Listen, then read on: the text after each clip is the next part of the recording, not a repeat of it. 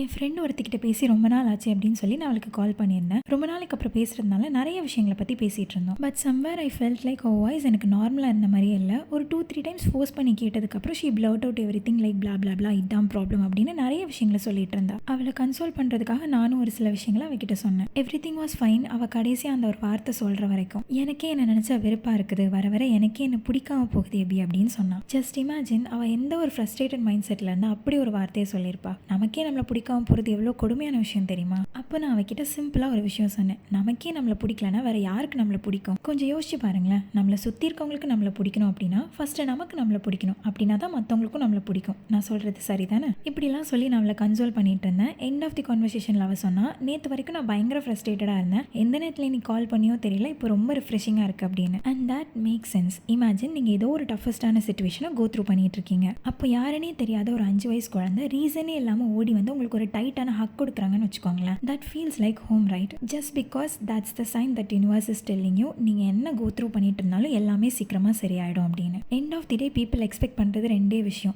ஒன்று, நம்ம என்ன சொல்ல வரோம் அப்படிங்கிறத ஒருத்தங்க முழுசாக காது கொடுத்து கேட்கணும். இன்னொன்று, நம்ம என்ன டஃபஸ்டான சுச்சுவேஷனை கோ த்ரூ பண்ணிட்டு இருந்தாலும் எல்லாமே சீக்கிரமாக சரியாயிடும் அப்படிங்கிற ரீஅஷூரன்ஸ். ஸோ மண்டேல கண்டதை போட்டு யோசிக்காமல் உங்களுக்கு ரொம்ப பிடிச்ச ஒரு பர்சனுக்கு கால் பண்ணி புலம்பி தள்ளிடுங்க. பிகாஸ் ஒரு ஃபோன் கால் ஒருத்தங்களோட டேயவே மாற்றிடும். இன்னொரு வீடியோவில் பார்க்கலாம். Good night.